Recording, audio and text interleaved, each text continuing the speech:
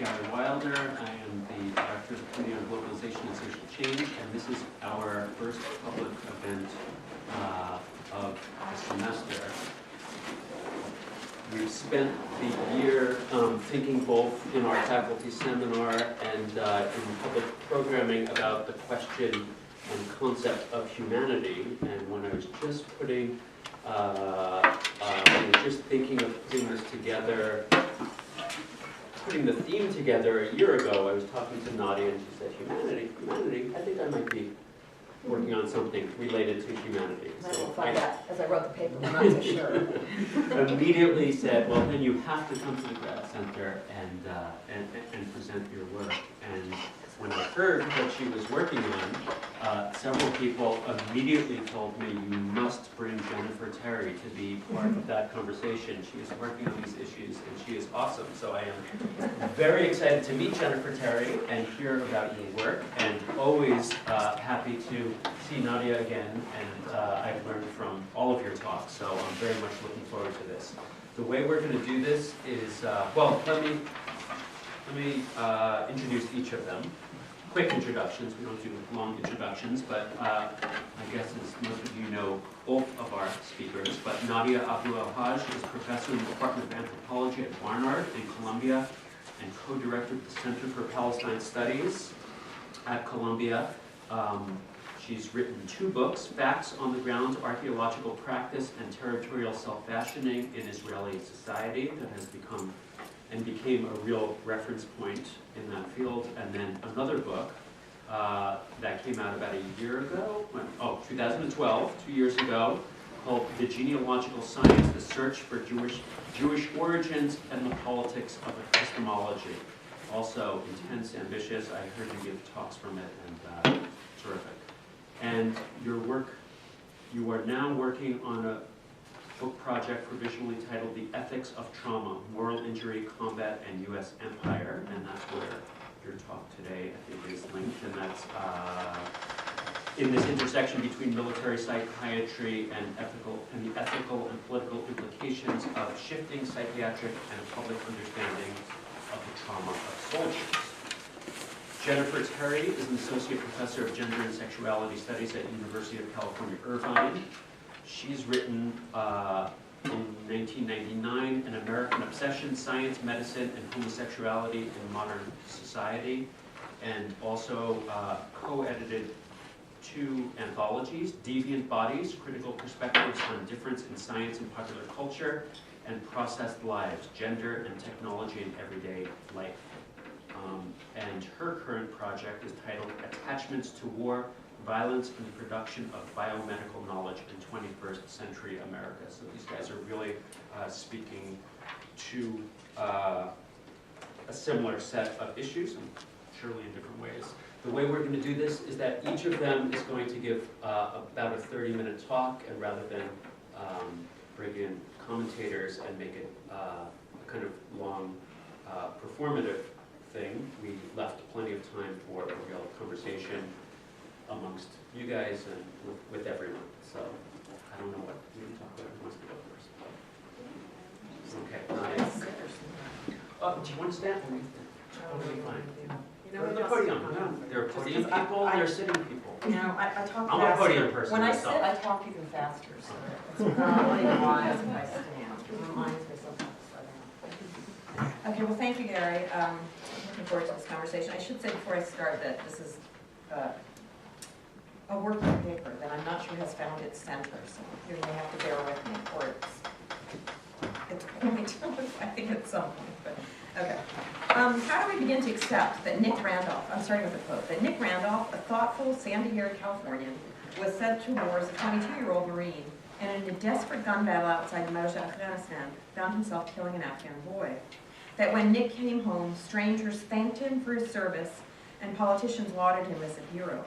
The boy's death haunts him, mired in the swamp of moral confusion and contradiction, so familiar to veterans of the wars in Iraq and Afghanistan, unquote. Those are the opening words of a Huffington Post 3-part series titled The Grunts, Damned If They Kill, Damned If They Don't, unquote. The reporter, James Woods, then tells us, quote, those suffering from PTSD have earned broad public sympathy and understanding during these wars, but it is moral injury, not PTSD, that is increasingly acknowledged as the signature wound of this generation of veterans, a bruise on the soul, unquote. The U.S. occupations of Iraq and Afghanistan are the first sustained American wars during which both the medical profession and the public at large have recognized post-traumatic stress disorder as a relatively common phenomenon and a very real combat injury.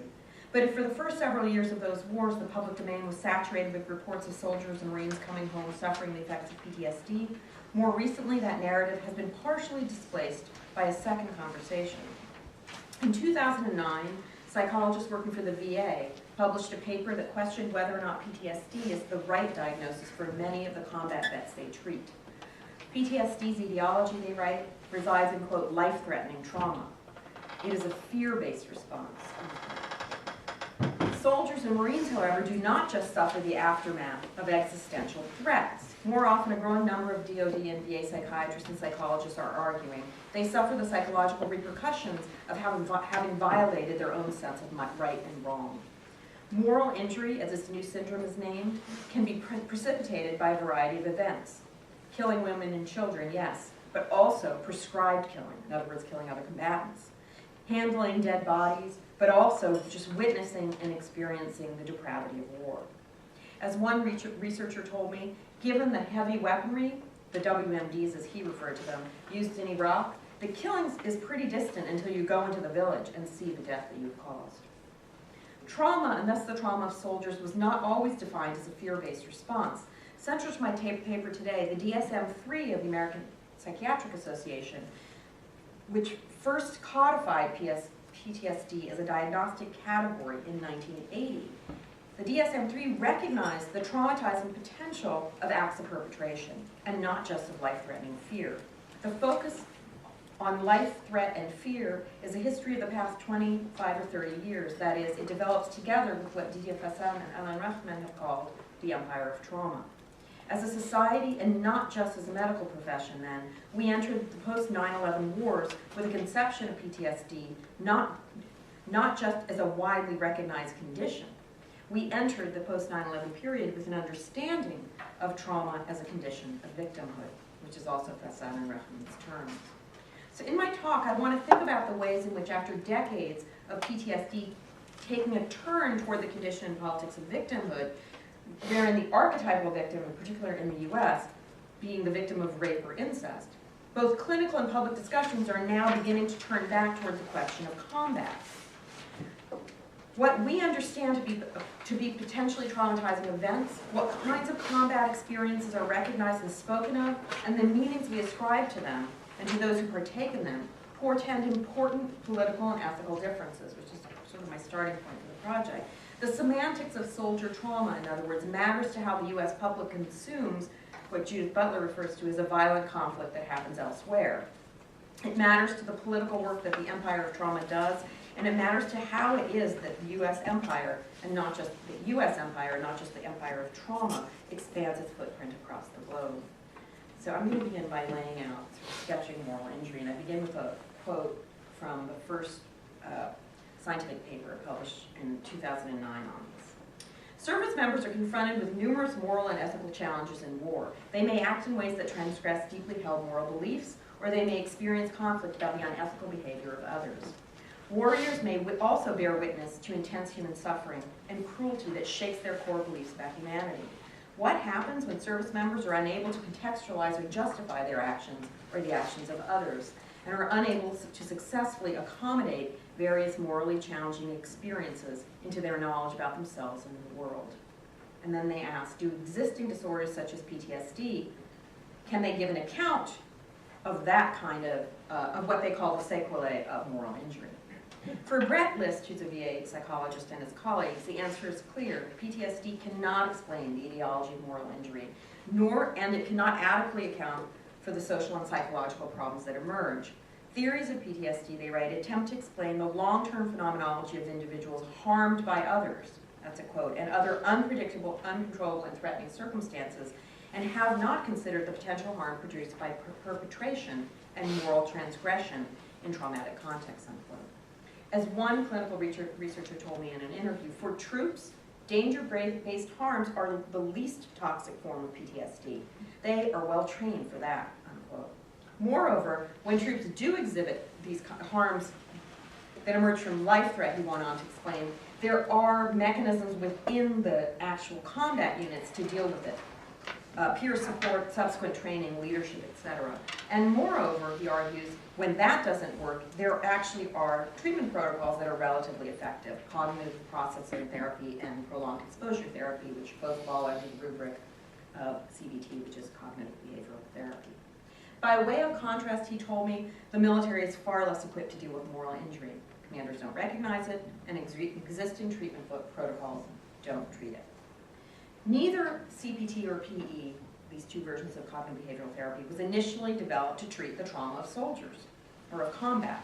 They were developed for the treatment of victims of rape, victims of sexual violence, and more generally to treat the victims of single incident traumas, that is, automobile accidents, rape, etc.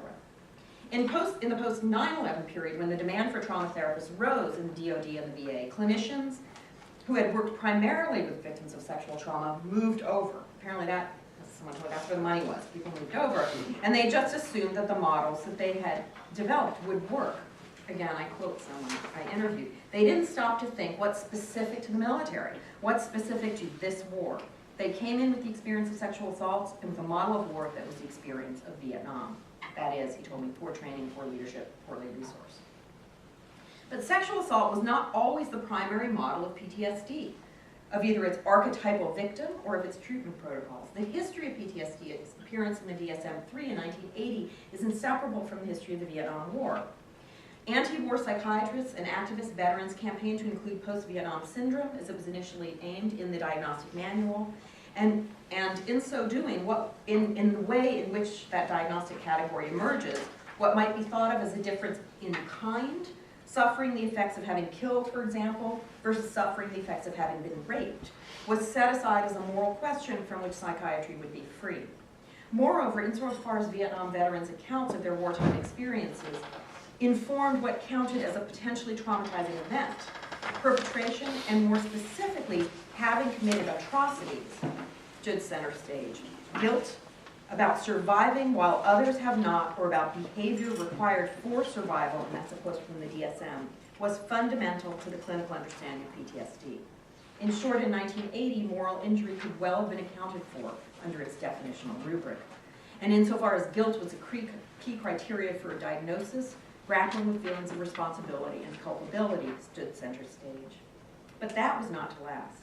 Beginning with the publication of the revised edition in 1987 of the DSM, clinical understandings of PTSD had already begun to shift, and by 1994, the DSM-4 comes out, the commitment that perpetration could lead to PTSD was elided entirely. Not only definitionally must the stressor be, quote, of an extreme life-threatening nature, the DSM specified, so too must, quote, the person's response involve intense fear, helplessness, or horror, unquote. In other words, PTSD was firmly established as a fear response. The question of guilt was marginalized, and what psychiatrists and many of Vietnam vets recognized as a common ideological element in the trauma of soldiers a little more than a decade before had receded in medical memory. So too, arguably, had it receded in public consciousness. If one thinks of Ian Hacking's account of PTSD and multiple personality disorder in Rewriting the Soul, he's writing about the 80s and 90s. It's very much tethered to the incest and rape. The emergence of moral injury reopens key questions that the DSM-3 laid to rest. Most centrally, that traumas of all kinds could be subsumed under a single diagnostic category. Today, advocates of moral injury are questioning that assumption. Quote, relative to civilian traumas, war zone exposure is associated with considerably more toxic and enduring psychiatric, social, spiritual, which I'll come back to, and behavioral problems, unquote. It's worth noting the distinction between civilians here and war zone exposure, because in the DSM-3 all the way up to the DSM-5 is the first time there's explicit mention of civilians in war zones. It's this incredibly American vision of war. So there are combatants, prisoners of war, concentration camp survivors, but it's almost impossible to imagine that there are civilians in war zones in the DSM-3 and on up. Today, advocates of moral, Moreover, if the DSM-3 sought to set aside moral questions, they are coming back to roost. And together, those moral questions, and perhaps as a coda to the story Ian Hacking tells in Rewriting the Soul, where he talks about memory replacing the soul, physicians are beginning to talk about combat trauma as a wound of the soul. Despite all the talk of novelty, however, Jonathan Shea first elaborated the concept of moral injury in his 2002 book, Odysseus in America, and he did so on the basis of his own clinical experience working with Vietnam vets over 20 years. As recounted in a 4-part series on moral injury that aired on Boston's public radio station, quote, and this is initially, it's the reporter, imagine someone you trust telling you to do something you feel is deeply wrong in a possible life and death situation, and you do it. Then she quotes Shea, you will discover your body reacts, Shea is speaking, your guts churn, your heart begins to pound, you may get sweaty. It's a horrible thought experiment, unquote. Shea then offers the following story. A recent incident involved a Marine Scout sniper. I haven't seen the movie Sniper yet, but I'm going to have to. Recent incident involved a Marine Scout sniper who was supporting an engaged infantry unit, which had losses to a very effective, well-concealed enemy sniper. This is all Shea. When the Marine sniper finally discovered and positively identified the enemy sniper, the Marine could see that he had a baby strapped to his front, in what we would call a snuggling. The Marine interpreted this as use of the baby as a human shield. Regardless of whether that was true, the Marine understood the law of land warfare and the rules of engagement permitted him to fire on the enemy sniper, and he understood his duty and his loyalty to his fellow Marines to do so. He did fire, and he saw the round strike. Shea continues. The Marine's view of his duty to his brother Marines and his job description was to take the shot. He took the shot, and it did its work, and he's going to live with that for the rest of his life. Unquote.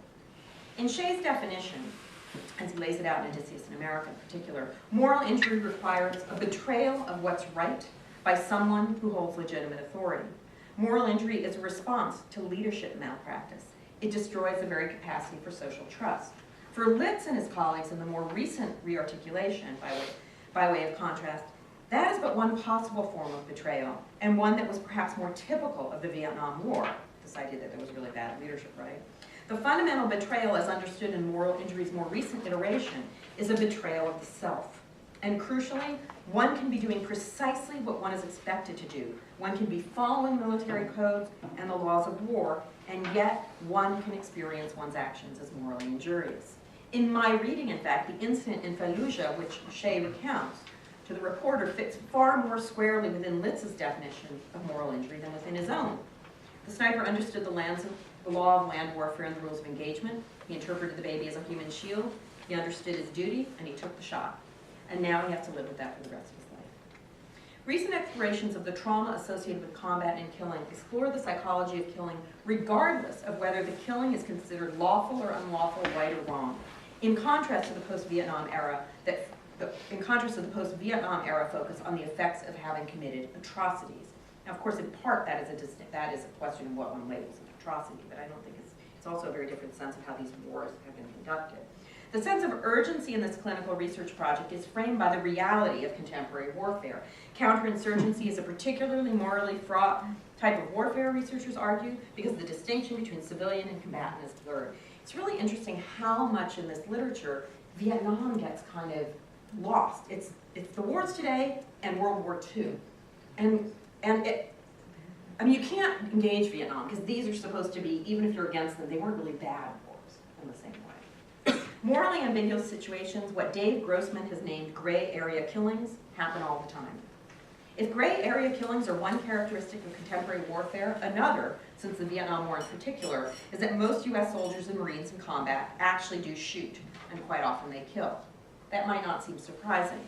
One would assume that soldiers and Marines in combat are not just exposed to violence, but regularly inflict it. However, according to Army historians, that has not always been the case.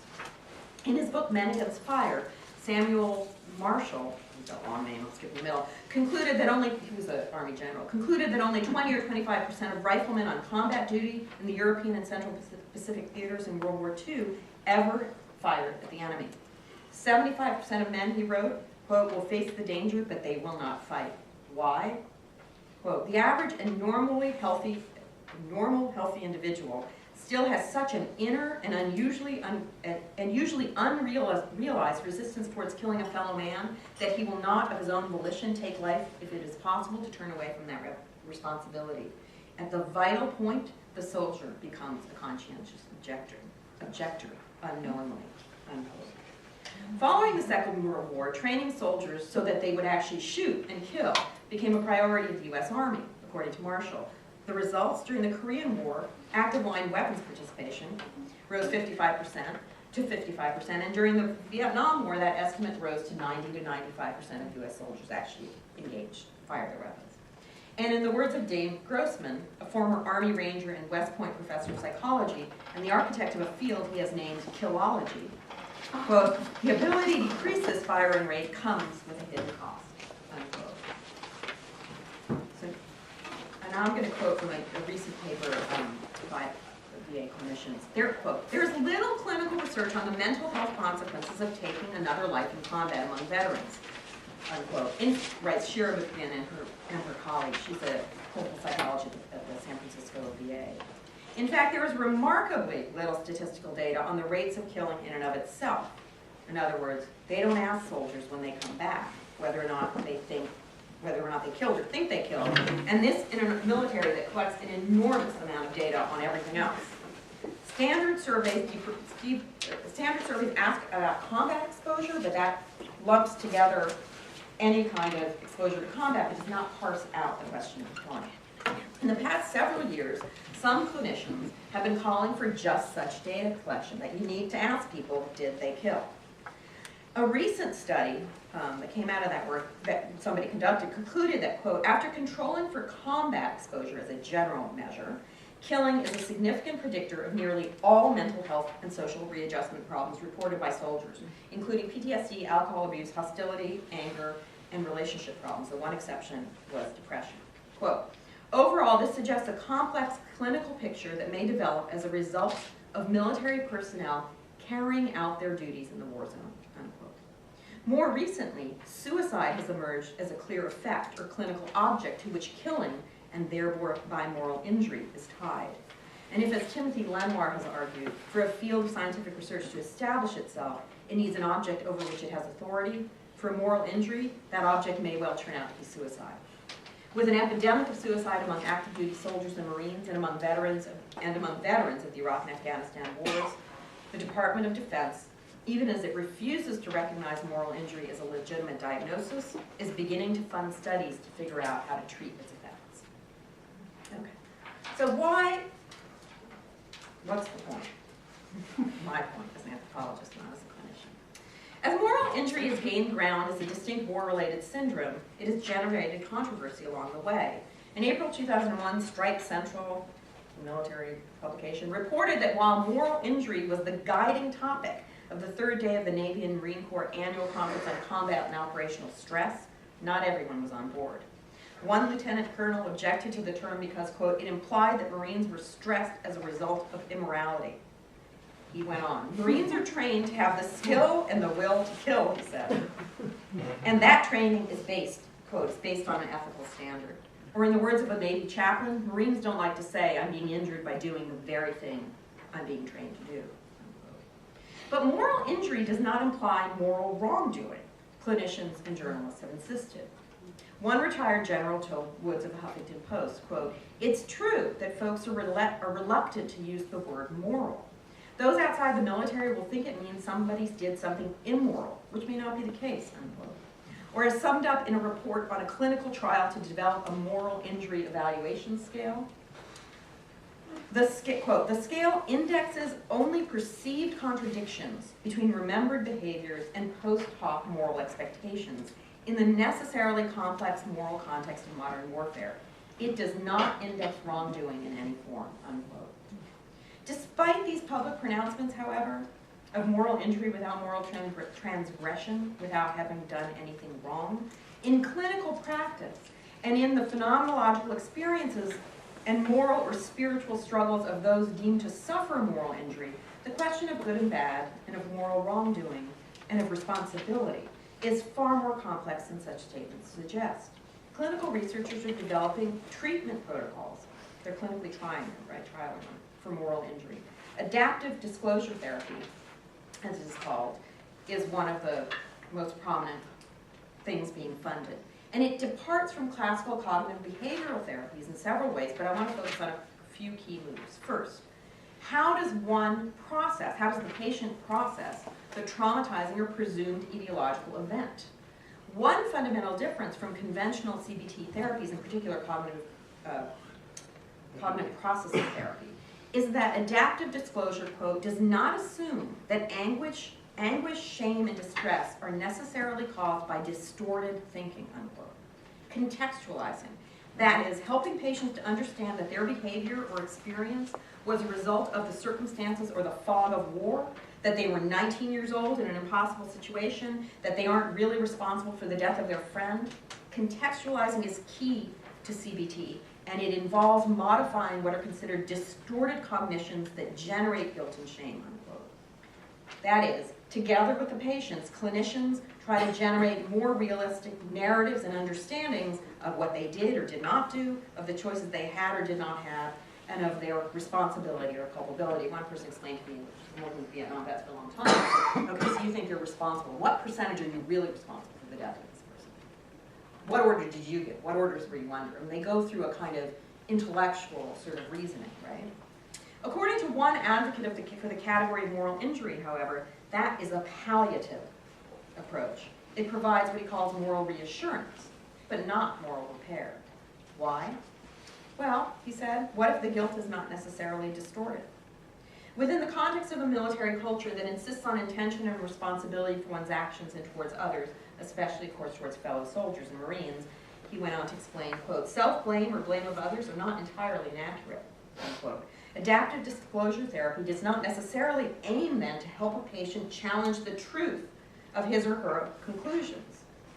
It is designed to help the patient accept, and I'm quoting, the part of them that committed or was a witness to bad acts, unquote. Rather than trying to modify combatants or ex-combatants' own understandings of culpability and the moral implications of what they or others did or failed to do, the goal is to teach them to live with it. Quote, to face what they and others did, to accept it as part of themselves, to recognize their own capacity for goodness, and to engage in acts of moral repair, unquote. Adaptive disclosure therapy is, as I was told, a secular confession. It involves confessing to an imagined authority figure, a priest, a parent, a friend, that the patient is supposed to imagine sitting in front of them, and then speaking forgiveness in that authority figure's name. What would he or she say to you? In turn, AD adaptive disclosure asks patients to go back into the world, into their communities, and do good, in effect to make amends. In the words of one Marine speaking of his experience in an AD clinical trial, in contrast to other therapies, he said, it was different from the repetitive numbing of CPT and PE, right? So there are two things. You have to get a more realistic assessment, but it's also this repetitive, that at some point you get a numbing distance from the event, right? Quote, I didn't need to have anyone say it's okay. This is actually in the Huffington Post, it's not my interview. Because it's not okay. That would have pissed me off, unquote. Are you reopening the question of responsibility? Reopening, I asked one clinician, and I'm quoting, you hit the nail on the head.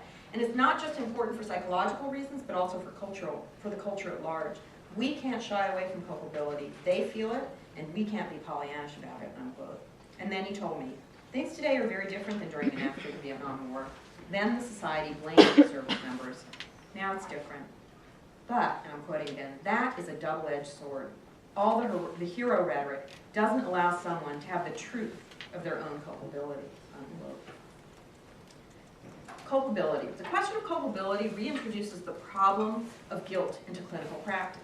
In her first book, From Guilt to Shame, in her second book, or in her book, I didn't have a number there, Ruth Lees traces in elaborate detail the ways in which guilt is displaced by shame in post-DSM-3 definitions of post-traumatic stress disorder.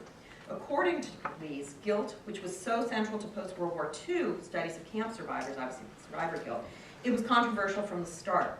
Rooted in the Freudian tradition, guilt was understood to be a consequence of, quote, an imitative identificatory relationship with the aggressor, unquote, and that generated heated debate because of the taint of collusion associated with it. That chain of collusion, together with the declining power of psychoanalysis in American psychiatry through the 80s and 90s, contributed, she continues to argue, to the elimination of survivor guilt from definitions of PTSD. While it was central to the DSM-3, a decade later, quote, shame had come to take its place as the emotion that for many investigators most defined the condition.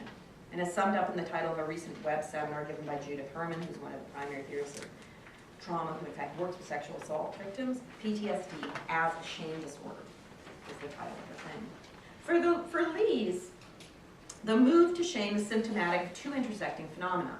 First, the dominance of what she calls the anti-mimetic paradigm in medical and social theoretical understandings of trauma. That is, the idea that trauma is a purely external event that befalls a fully constituted passive self. And second, the rise in power of identity politics. Quote, by common agreement, she writes, guilt concerns your actions, that is what you do, or what you wish or fantasize you have done before you. Framework. Shame, however, is held to concern not your actions, but who you are. That is, your deficiencies and inadequacies as a person, as they are revealed to the shaming gaze of the other. A shift of focus from actions to the self that makes the question of personal identity of paramount importance, unquote. The sharp dichotomy Lees proposes doesn't really hold, not in conversations about moral injury and not in clinical practices of cognitive behavioral therapies.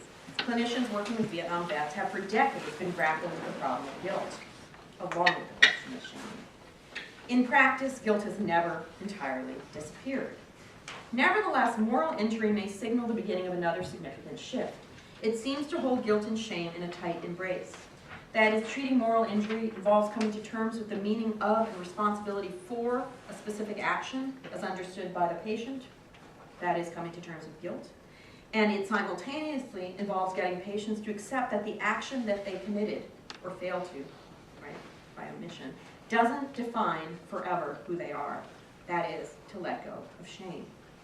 As does Lees, I too think that these different psychiatric paradigms and ethical and political consequences hold. Hers is a focus on identity politics and the loss of the possibility of intention, meaning a disagreement when we move to think in terms of who we are rather than what we did or think we did. And she's really following on Walter W. Michael's argument in The Shape of the Signifier. Mine is an interest in the question of visibility and invisibility.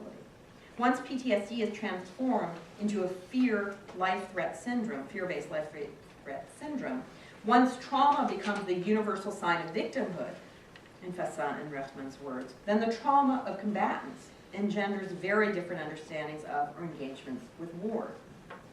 In their book, The Empire of Trauma, Fassin and Reffman ask, quote, when we consider the trauma of the soldiers suffering from nightmares and flashbacks as psychologically wounded rather than as a malingerer or a hero, what does this view of war, for those who participate in it, tell us? I want to ask what happens to our engagement with these wars, the wars in Afghanistan and Iraq, when we speak, and in public, constantly, of soldiers suffering post-traumatic stress disorder. That is, a disorder of victimhood, one whose archetypal victim in the decades between the Vietnam War and the invasion of Afghanistan came to be the victim of rape and incest. I want to suggest that it disappears, it renders invisible the actual victims of U.S. wars, those whose towns and villages and lives the U.S. military has destroyed, those who have been killed. In short, psychiatric discourse on the trauma of soldiers, a discourse that has saturated the U.S. public domain since the first soldiers and Marines began returning from the wars in Iraq and Afghanistan, is constitutive of what Nadia Abu El-Haj calls a fairly organized field of vision, speech, and action, unquote, through which the other casualties of these wars are disappearing. There is no I'm almost done. There is no necessary reason that talk of moral injury might pierce that nationalist bubble. And actually, that is a call of obligation, is a call of the left and the right at this point. And I think, one of the best, probably the best ethnography that's come out recently on soldiering is Making War at Fort Hood. And yet it's a constant call of responsibility to these soldiers in a way that literally erases. There are 3 or 4 pages where he talks about killing, and he starts by saying, I don't generally talk about killing in this book because it's not how they conceive of what they did. It's not their perspective. So this is not a right, that kind of nationalist obligation spans the political spectrum. For example, in his Huffington Post series on moral injury, John Woods never speaks of a responsibility towards those who were harmed, towards the Afghan boy and his family, who the Afghan boy who was killed in Marja and his surviving family. His is an argument about what we, as American civilians, owe troops who served in our name. The moral responsibility in John Woods' argument, as well as in the discourse of those he interviews, an ex-Marine, a Navy commander, a VA clinician, is entirely a care of the self. It is a care for the national self. And it is from within that nationalist perspective that clinicians working with combat soldiers or journalists writing or talking about their experiences can speak of moral injury without moral wrongdoing. But some clinicians who work on moral injury, and some veterans who have taken up and demedicalized the term, are pushing a little harder against that other fog of war. That is, the near total disappearance of those who combatants have harmed, or who were harmed in our name. Let me end by briefly returning to the war in Vietnam. For all this talk of moral injury is the signature wound of these wars, it is not all that new. Clinicians who worked with Vietnam veterans were long aware of the after effects of perpetration, as I mentioned above, and many psychiatrists who worked with returning troops did so out of a political commitment as critics of the war. Take Robert J. Lifton's description of the process of healing U.S. veterans traumatized by their experiences of Vietnam, and I quote, "We discussed together how, in that setting, combinations of fear of death and responses to deaths of buddies could have caused virtually anyone, psychiatrists and psychologists like ourselves included, to do the same thing. We were, of course, conveying our sense of the atrocity-producing situation," which is his theory of what happens in war, "trying to do so, at least in my case, without denying an irreducible element of individual responsibility. I felt the men themselves were to be groping toward that kind of a dialectic between entrapment and responsibility, and found myself and other professionals not dismissing it, but in a very real sense, sharing their guilt." Then he continued, quote, "I want amnesty for all of us," one Vietnam veteran told Lifton, quote. He was not asking to be forgiven, Lifton says, or that society forget what he and others did. Much of his life, in fact, was devoted towards seeing that such things were remembered, unquote. As Peter Marin wrote in the pages of Psychology Today in November 1981, no one doubts that the source of many Vietnam vets' inner turmoil is, quote, not just psychological, but moral pain. He continues, "We seem as a society to have few useful ways to approach moral pain or guilt. It remains for us a form of neurosis, of a pathological symptom, something to escape rather than something to learn from," unquote. He called upon therapists to move beyond their paradigm of a Buber-I-thou relationship, that is, quote, a respectful intimacy in which the integrity of the other is not violated as the other's nature is fully perceived, understood, and embraced, unquote. While that frame is necessary and good, Marin then wrote, it is also, quote, morally insufficient. And I'm quoting, "For it does not fully take into account the inevitable presence of invisible others, those who have suffered our past acts and those who may suffer them in the future. The proper consideration for therapists and veterans, for all therapists and all Americans, is I, thou, they." Thank you.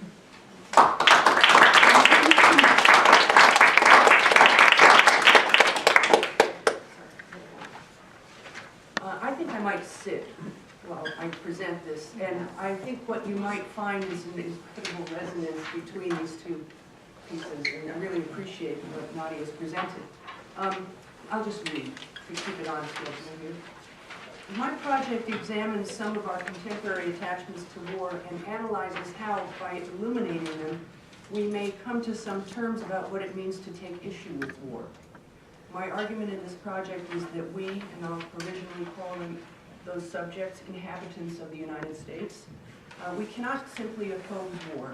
We can't meaningfully oppose war without gaining an understanding of how deeply our attachments to war and war-making practices are embedded in everyday life and promises about the future. Attachments to war are phenomenological, ontological, and institutional matters. They manifest in various senses of being and of experiencing life in what is now a thoroughly militarized society. My particular focus in this project is on how biomedical practices and technoscientific innovations concerned with wounded bodies constitute complex attachments to war, attachments that are expressed in registers of redemption and salvation through promissory gestures that speculate about the future as a reconciliation of past debts. The resulting speculative futures manifest in affective and material aspirations that are structured by unequal relations in an economy of life. As the chapters in this larger project, which will become a book, detail, some lives are valued more than others in this economy. They are the they of Nadia's ending. Attachments may involve pleasure, but they also involve cathexes to pain. They can involve cathexes to pain, trauma, and dynamics of domination. And importantly, they may be experienced with deep ambivalence. They involve power nonetheless. Some people and institutions benefit from their attachments to war and others do not. To be attached to war does not necessarily mean to be in support of war. My point is that attachments are not simply what a subject or a group or a society wants or expressly desires. They are, as a matter of some consequence, often disavowed, unacknowledged, and denied because of their unseemly implications. And here I'm implicating part of the left and the liberal left. They may also manifest in latent symptoms of distress and cognitive dissonance. And they may work to isolate certain persons, bodies, and communities as blameful targets of enmity. So the project looks at how attachments are generated specifically by the wounding capacities of war, and thus how they haunt the social and psychic lives of sufferers in deeply troubling ways. And at the same time, the project also considers how attachments to war authorize forms of professional prestige and generate speculative portfolios that bring literal profits to investors who are enabled by the suffering that war causes. The profits, the investors are. So it's a certain kind of war profiteering I'm pointing to, having to do with biomedical science. My focus is on how acts of wounding and killing provoke the expansion of medical knowledge to produce new techniques and technologies aimed at contending with and often exploiting the damage done by state-enabled violence in the context of 21st century warfare. I look at how war and medicine are in a relationship of mutual provocation, whereby new forms of wounding generate new forms of biomedical knowledge, and vice versa. I contend that this relationship of provocation perpetuates and elaborates processes of militarization through which war, in its many manifestations, comes to be tacitly accepted as a necessary condition for human advancement. I engage critically with the work of scholars who have asked how and why modern wars are fought in the name of humanity. I examine the realm of calculated costs and benefits that are evident in medical decisions about whose bodies should be cared for and whose are considered expendable in recent wars undertaken by the United States in coalition with its allies.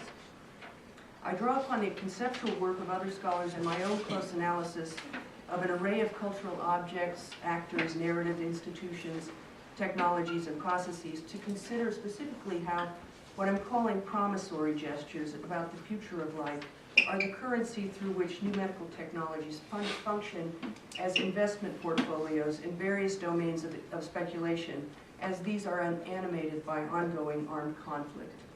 So throughout the book's chapters, I pay attention to the discrepant evaluations of life that are made visible through novel medical treatments that are highly speculative and expensive, certainly beyond the reach of most people suffering from the consequence of war. The spectacle of new treatments, devices, and drugs, I argue, cast into the shadows the vast majority of injuries and suffering caused by war today, and thus also obscures the means by which they could be ethically addressed. To focus on developments in the United States in terms, for example, of how its military and security apparatus works, its biomedical industry operates, and its citizens variously behave, requires recognizing the United States in transnational terms. It is a key location where the convergence of money, military power, and medical science draw experts and investors toward perceived opportunities facilitated by certain transnational networks and that are involved in one way or another in the mutual provocation between war making and biomedical knowledge production. Because the nation state of the United States spends more on its military than any of the other recognized nations of the world put together, and because the cost of health care in the United States is the most expensive in the world, it is an important context to study. But developments here are subject to global and transnational dynamics, including fluctuations in currency rates, conflicts over resource extraction, and massive social dislocations caused by various things, armed conflict, environmental disasters, and capital flight. So that's a prelude. This first section is called Biomedicine, Salvation, Redemption, Reconciliation, Anticipation.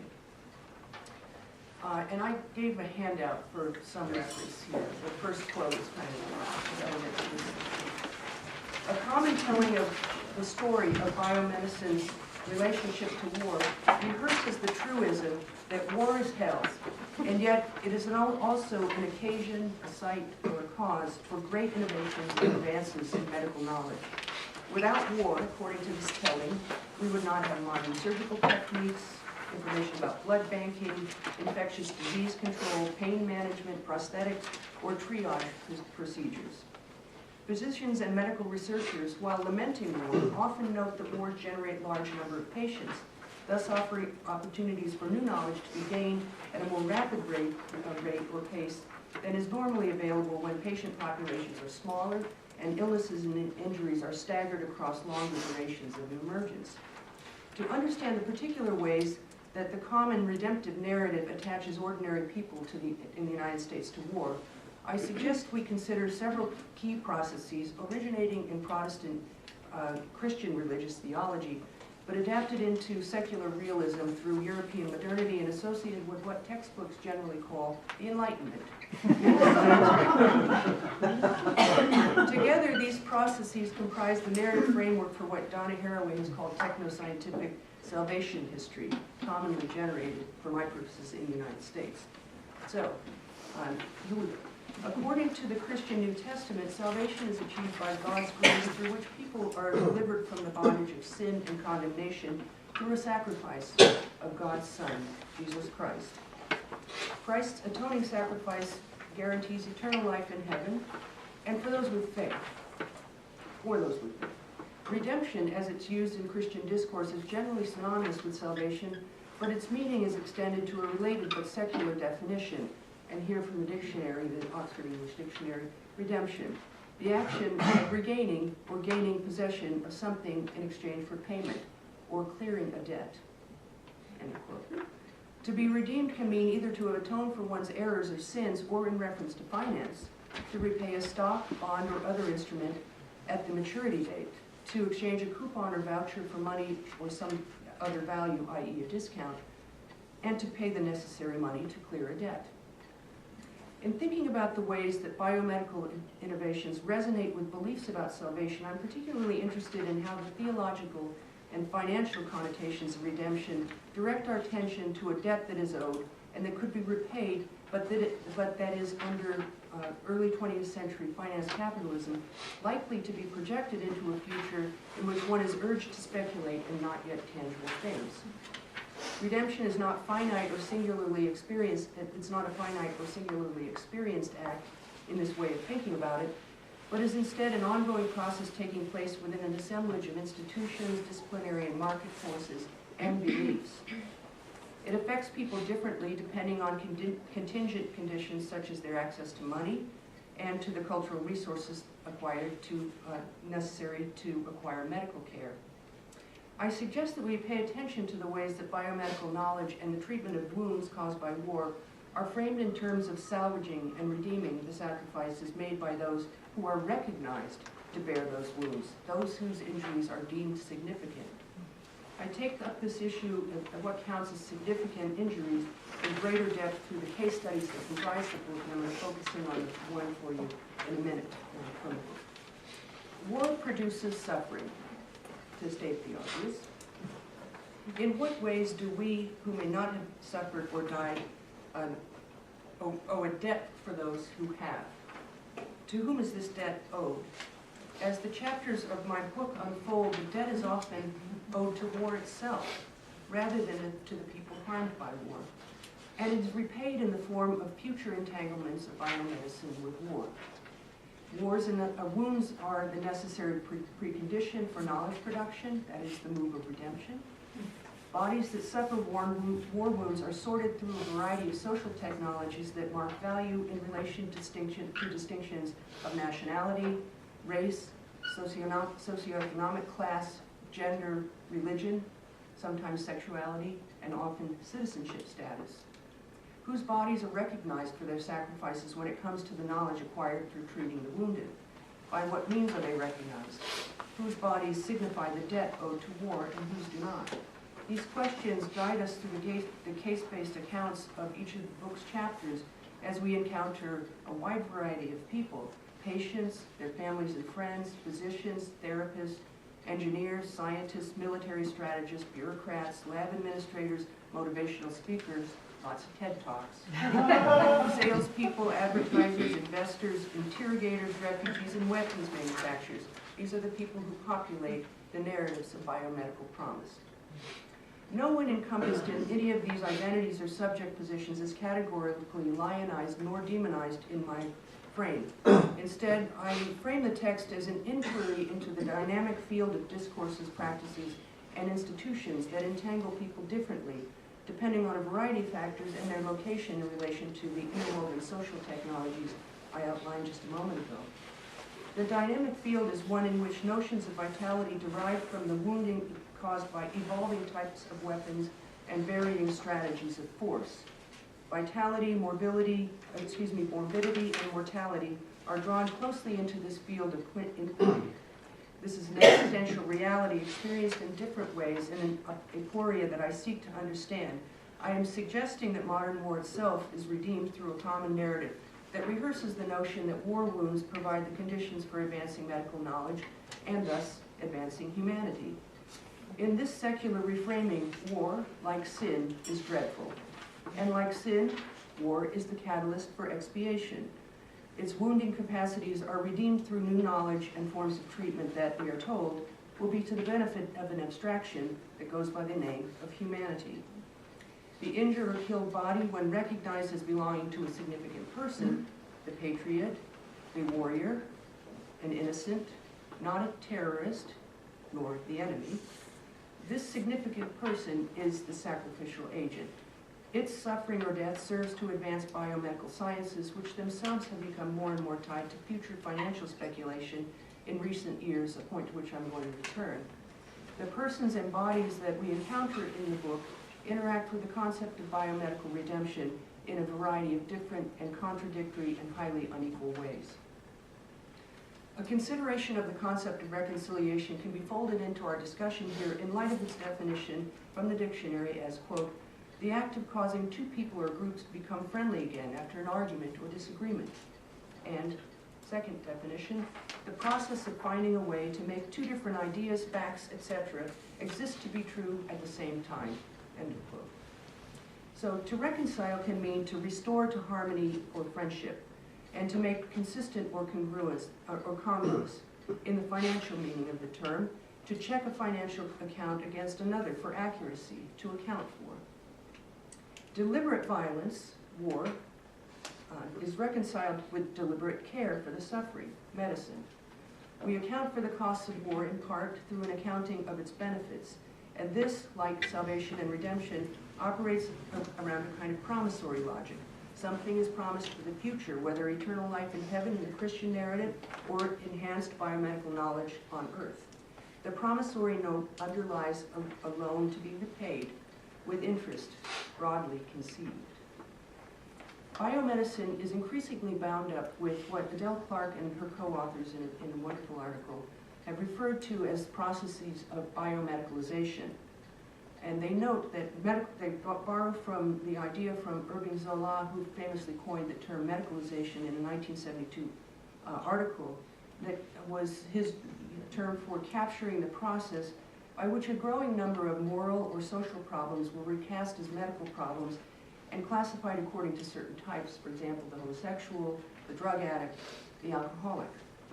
Medicalization, Zola noted, resulted in a significant expansion of medical authority over the course of the 20th century to attach itself to social problems as a form of expertise.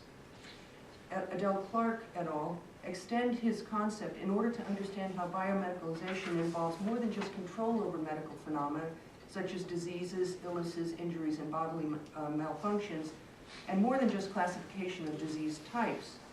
Biomedicalization, they argue, also emphasizes transformations of medical phenomena through interventions aimed not simply at curing or treating the body, but instead at enhancing or augmenting its functions. Think, for example, of pharmaceutical products to augment erectile function, or preemptive mastectomies to prevent cancer, or biopsychiatric drugs to enhance cognitive concentration and memory. Over the course of the book's chapters, I examine a number of enhancement products and therapies that were developed in the treatment of war-wounded men and women in the U.S. military. And so that's what the larger horizon is. There's a chapter on aesthetics, and what I'm suggesting here is that the appeal is not that these lives will be augmented, but yours will as a consequence of the knowledge acquired. Biomedicalization is organized around the new biopolitical economy of medicine, health, illness, living, and dying, wherein knowledge, technology, services, and financial capital are ever more co-constituted. This takes us beyond the mere modification of life itself, whereby organs, blood, tissue, eggs, sperms, or stem cells have become products to purchase.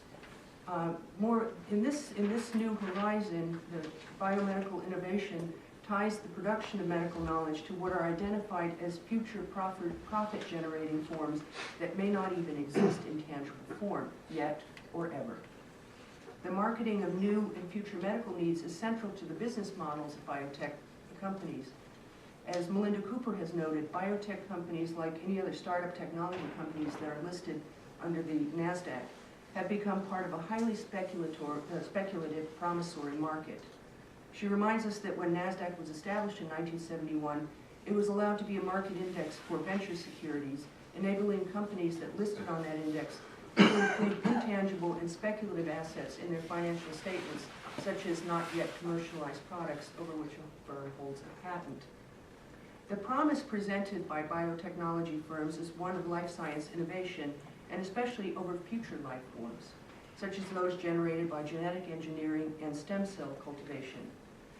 While the deregulation of banks and financial financial markets through the 1970s, with that deregulation, the United States had a robustly liquid stock market with stocks that were relatively easy to buy and sell, and workers' pensions, many of those that we thought we would once hold, were securitized, ironically meaning they were liquefied into assets that could be traded and speculated on in the market. This meant that large sums of money were available for investing in high-risk ventures. When in the 1980s, pension funds were privatized, the market was flooded with funds for investing in high-risk enterprises. And I'll just cut short this little sermonette on the economic situation, except to say that speculation is the name of the game. And in the wake of that deregulation, and life forms are now speculative intangibles at the moment. So I wanted to put the frame within that, put this within the frame of promissory gestures and derivatives in the financial market. The provocation of which I mentioned a moment ago, and I've been speaking about, can be understood within that framework, and also an additional idea I wanted to introduce you, coming from the work of Vinkana Adams, Michelle Murphy, and another piece that Adele Clark also wrote, called Anticipatory Regimes, their idea. The authors argue that our current moment is marked by a state of anticipation, of thinking and living toward the future. Anticipation, they argue, has a politics of temporality. According to this idea, the future permeates the present through a state of perpetual preparedness and preoccupation with risks, uncertainty, detection, prediction, prognosis, and speculation. The authors note that anticipatory logics and regimes involve affective and moral economies, marked especially by the affective conditions of fear, anxiety, dread, surprise, uncertainty, and hope. And they don't mention guilt. These logics imply the moral imperative to characterize and inhabit states of uncertainty and carry with them moral responsibility of citizens to secure our best possible futures. Through a process, though, of abduction, the authors tell us that those of us living under anticipatory regimes are required, quote, to tack back and forth between futures, pasts, and presents, framing templates for the production of the future. Think, for example, computer modeling and predictive simulations based on past catastrophes or traumatic events, or think about the condition of living in prognosis, where a person in remission from cancer is burdened with a life oriented around the statistical likelihood of their future death, each day counting. Or think of the disabled person participating in clinical trials, laboring in a state of anticipation, waiting for the signs of improvement. In these cases, abduction is akin to kidnapping life in the present and holding it hostage to the future. Anticipation, in this way of thinking, is an episteme, a body of ideas that determine the knowledge that can be taken for certain. And it involves a sense of possibility defined as a ratcheting up of hopefulness, especially through technoscience and its various inventions. The future defines, or rather invades, the present. Anticipatory regimes offer a future that may or may not arrive, is always uncertain, and yet is necessarily coming, and so therefore demands a response. Anticipatory regimes produce subjects of risk and danger. Certain bodies are identified as posing existential threats. Anticipation as a lived condition or orientation gives speculation the authority to act in the present. So such quotidian activities as preventive screening and detention are authorized. Preemptive attacks are rationalized. Racial profiling is enacted in the name of postponing imminent and future terrorist threats. Like capitalist regimes, anticipatory regimes tend to work through a logic of expansion, in which new territories for speculation must be continually found to keep the anticipatory logic going. Capitalists develop new technological investment portfolios infusing biomedical life with anticipation. Accordingly, anticipation is both a mode for creating markets and responding to projected needs, whether or not such crises are borne out in the public. Now, how am I doing with time?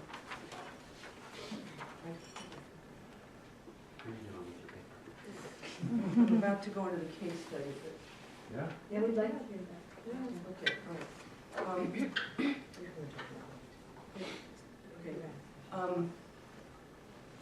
right, let's see. Okay, here's a little section on bioeconomics, which I just want to briefly introduce to you before proceeding.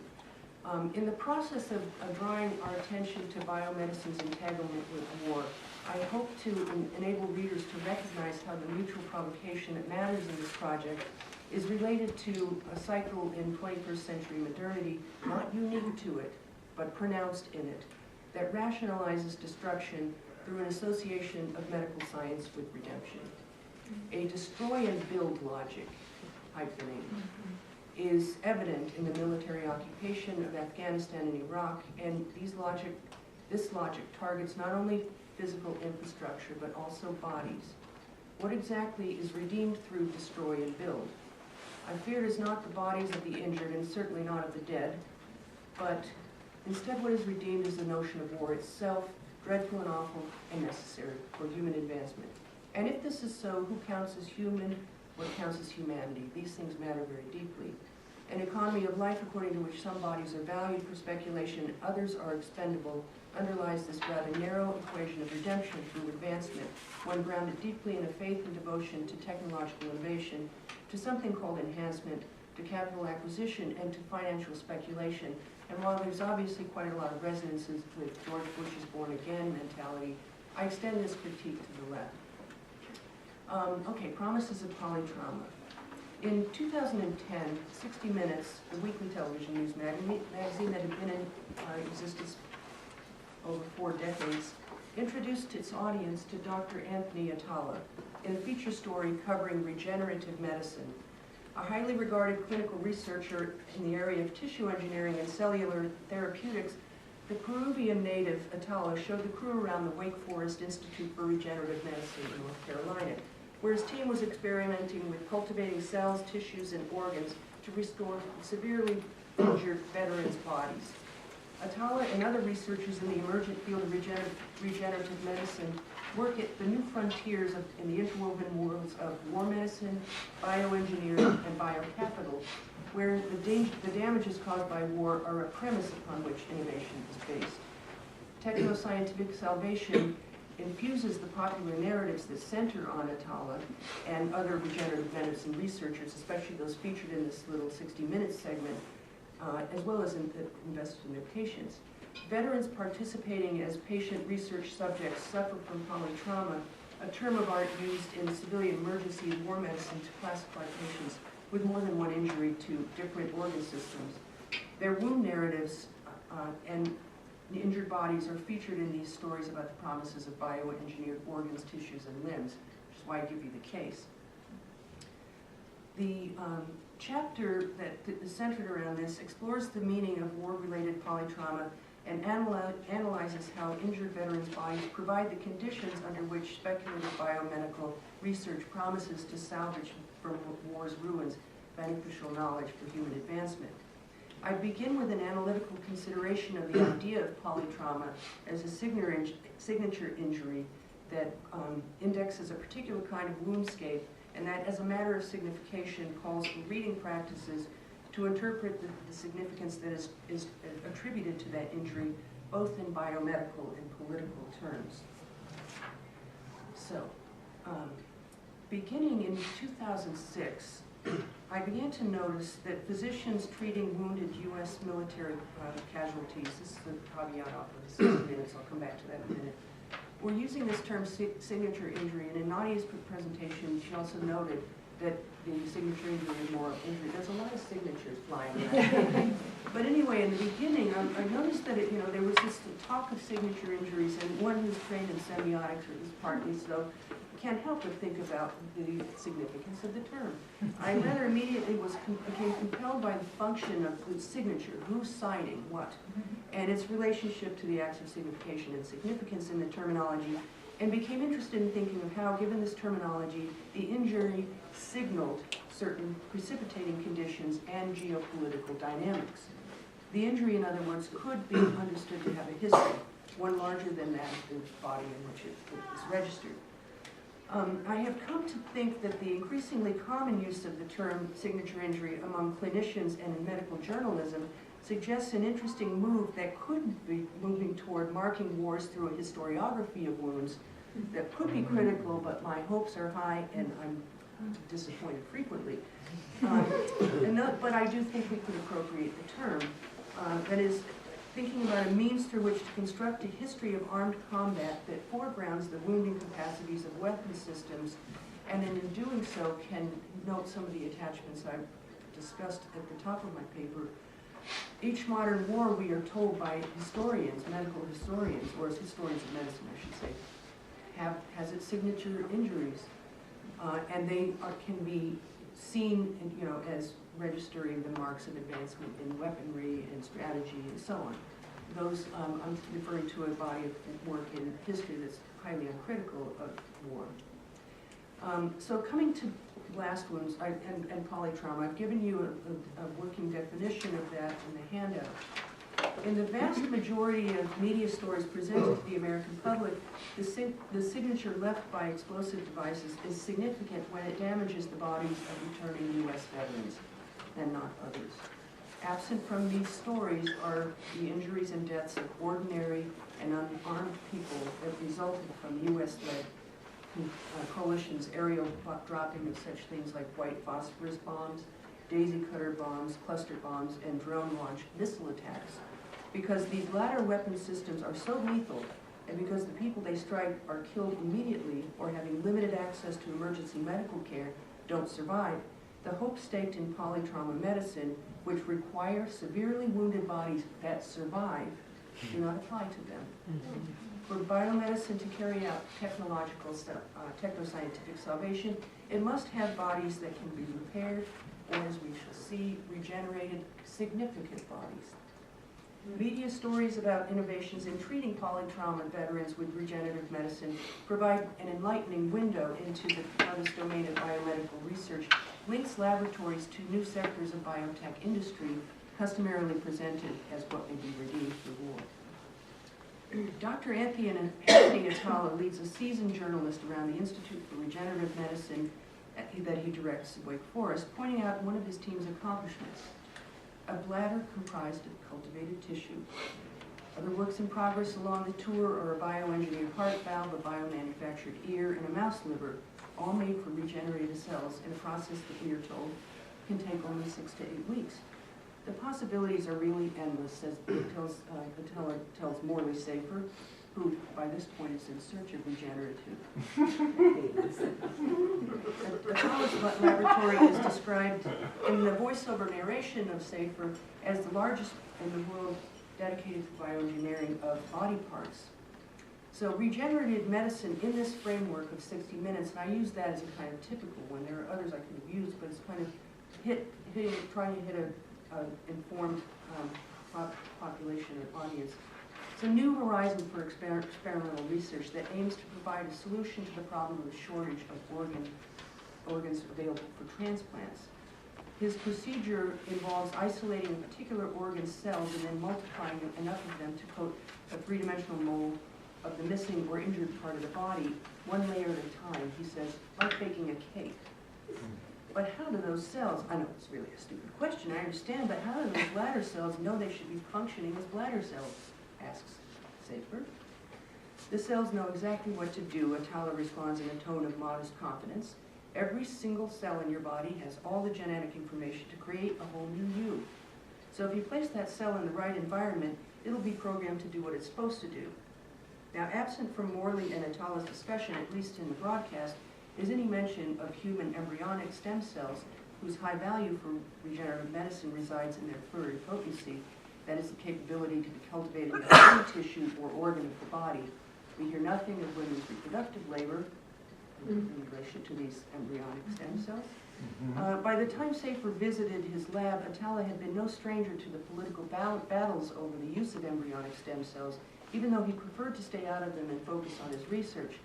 He worked around the federal ban of funding of these studies using embryonic stem cells for years, relying on funding from Geron, a private biotech company that he started working with in 1998. The company, in exchange, holds exclusive rights to Atala's findings. Ironically, his preference was to use cells derived from amniotic fluid, given their pluripotency and capacity to grow faster than embryonic stem cells. But Atala testified before the U.S. Senate in 2007 in favor of lifting the ban on federal funding of embryonic stem cells and presented as an urgent rationale evidence from his research that suggested that diseases like Parkinson's could be cured within 5 to 10 years if research could be allowed to move forward without political interference. Excuse me. In March of 2009, within the first year of his presidency, Barack Obama lifted that ban by executive order, and within a few months, the 60 Minutes segment aired. But because of the politics of life that restricted funding for stem cell research during the previous decade, all of Atala's works in progress, the pig's liver, the mouse kidney, these ones were property of Geron Corporation according to the terms of the contract to hold the intellectual property rights of the scientists' discoveries. From Anthony Atala's laboratory, next Safer takes the audience inside the McGowan Institute at the University of Pittsburgh. We were introduced to a doctor named Dr. Stephen Badalak, a former veterinarian with degrees in clinical pathology and anatomic pathology. He began originally experimenting with cell regeneration on dogs he encountered in his veterinary practice in 1987, well before tissue engineering was recognized as a field. By the time of the 60 Minutes segment, he was president of the Tissue Engineering Regenerative Medicine International Society and holder of 50 patents and about 200 patents, 50 U.S. patents and 200 patents worldwide in tissue engineering. Safer explains how Badalak's laboratory is developing ways to trick the body into actually repairing and regenerating itself by using paper-thin connective tissue called the extracellular matrix, ECM, drawn from pig bladders, a substance that, in his words, is loaded with signals that instruct cells to do things. Now, this extracellular matrix, which I'll refer to as ECM, is composed of the body's largest protein molecules. We learned that once implanted in the body, this matrix eventually breaks down. In other words, it's used to introduce cells and is replaced by other cells, but first it does its job of signaling proteins to get to work, growing tissue by releasing these cryptic peptides that then it recruit, in the language of the science, stem cells to the site of implantation. So they're introduced and they attract the stem cells to do more work. As he's talking about this to Morley Safer, the doctor pours some of the powdery substance onto his palm and teases a reticent Safer, want to touch? Safer demurs and the doctor jokes, yes, taking this kind of stuff through airports these days might be tricky. An offhand reference, of course, to the anthrax scare that occurred several weeks after the events in September 11, 2001, in which envelopes of powdery substance were sent by an anonymous source to the U.S. mail, an act of domestic terrorism, i.e. carried out by an American citizen in the United States that turned out to be deadly. Anyway, back to the pigs. In Badaluk's laboratory, the pig's extracellular matrix sends a signal communicating the instruction to grow tissue. The bladders of pigs, he notes, are convenient because they are a throwaway product to the agricultural community. And because, and he puts this humorously, humans have more in common biologically with pigs than they may prefer to believe. So rather than waste that pig's bladder, they are retrieved and stripped of all the extracellular matrix, all but the extracellular matrix. This is likened by the doctor to the salamander's natural ability to grow a new tail in the early stages, or in humans, the early stages of gestation, to replace body parts that are damaged.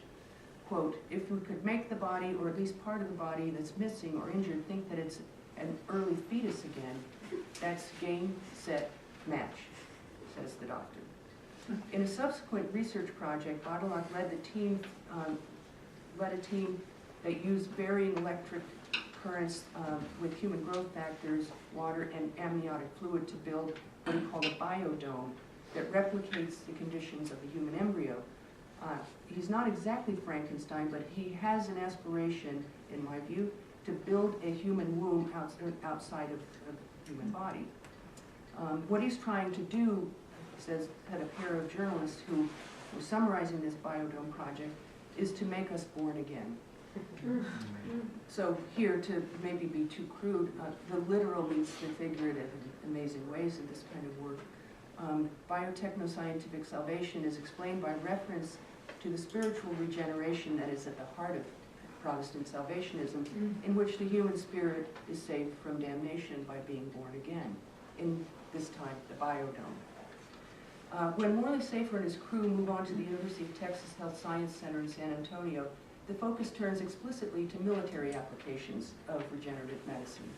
We watch 6 men, each an amputee, sitting on mats in a gym and tossing a ball to one another. As Morley Safer narrates, the Pentagon has invested $250 million in regenerative research aimed at helping soldiers with severe battle injuries, regrowing muscles and skin for burn injuries, as well as transplant technology for lost limbs. And at this location, we meet Dr. Stephen Wolf, the Chief of Clinical Trials at the U.S. Army's Institute for Surgical Research. He's conducting research aimed at stimulating tissue growth in amputee patients by inserting what's called muscle ECM, this extracellular matrix, into the bodies where tissue has been lost. Among his patients is a Marine Corporal, Isaiah Hernandez, who at the age of 19 was severely wounded in December of 2004 in Afghanistan by a mortar that projected shrapnel into his body.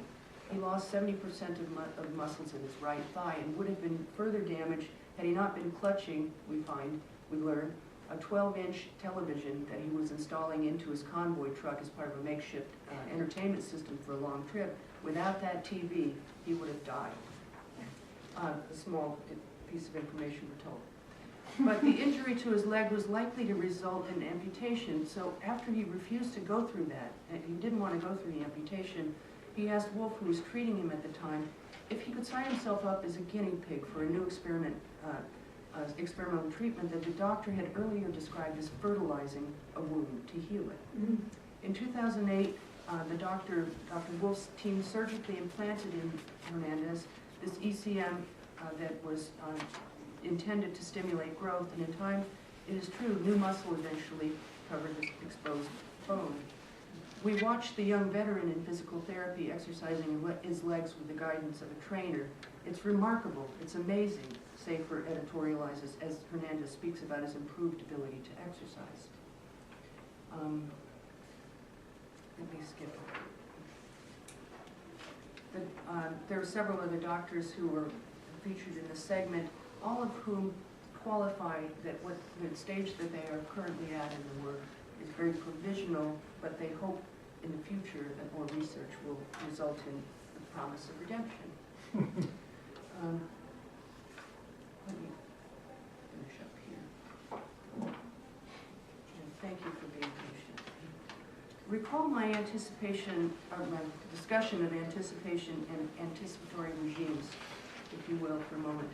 These regimes, remember, work through a logic of expansion. Biomedical life increasingly takes up the space of anticipation, generating new markets and responding to projected needs. Regenerative medicine, understood within this framing, is, I'm arguing, a form of promissory capital that, as Adams and the others had in that article I mentioned, note, counts on the hope and hype of a living being's generative futures. It is one of many futures generators in regimes of anticipation. Regenerative medicine operates within a metaphysics of renewal. It tacks back and forth between futures, past, and present. It shuttles between the condition of loss, injury, or predisposition to illness to a past before the damage was present, and then the fetal environment, and then to a future where cells will regenerate new tissue. In the parlance of regenerative medicine researchers, the body must learn to be like a fetus again in order to move into the future. And some of the stuff I handed you in the handout, it gives a greater sense of this. Happy to discuss it if anyone's interested later. Regenerative medicine brings together stem cell science and tissue engineering. And just to gloss briefly, tissue engineering seeks to reconstruct living organs in 3D form, in vitro, from the cellular level up. This is a type of engineering that is a strong descendant of embryology, not so much of prosthetics and organ transplantation. In other words, it's really concerned with the fetal experience of self-assembly through the pluripotential of embryonic or progenitor cells.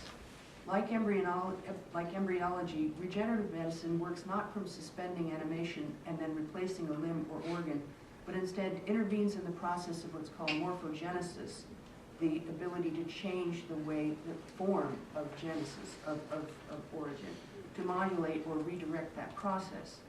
Sources of tissue used in these projects include living cells from aborted fetuses and umbilical cords, frozen embryos, the products of laboring women's bodies, as well as discarded foreskins of circumcised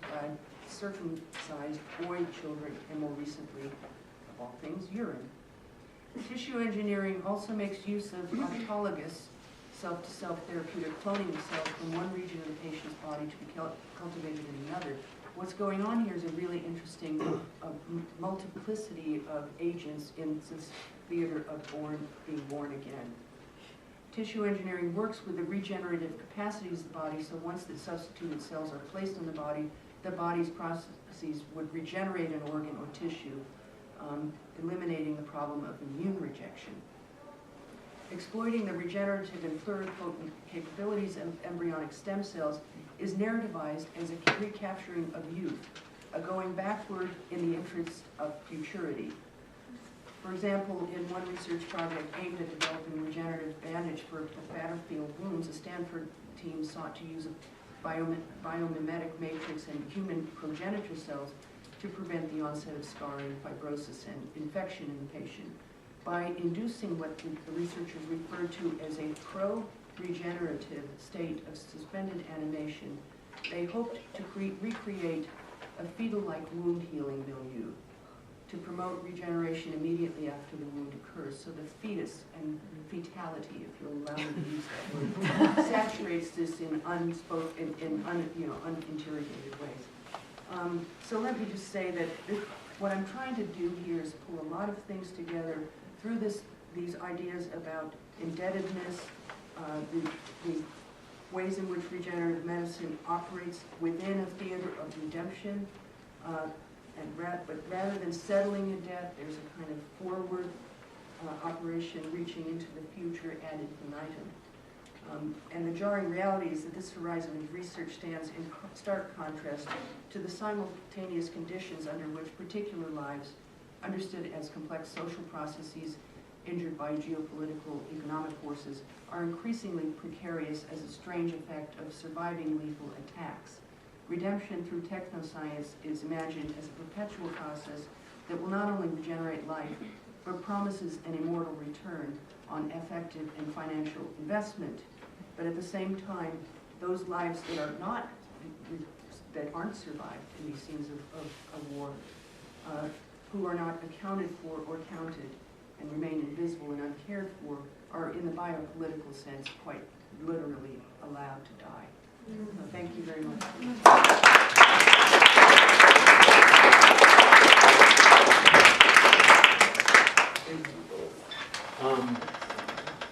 I don't want to put either of you on the spot.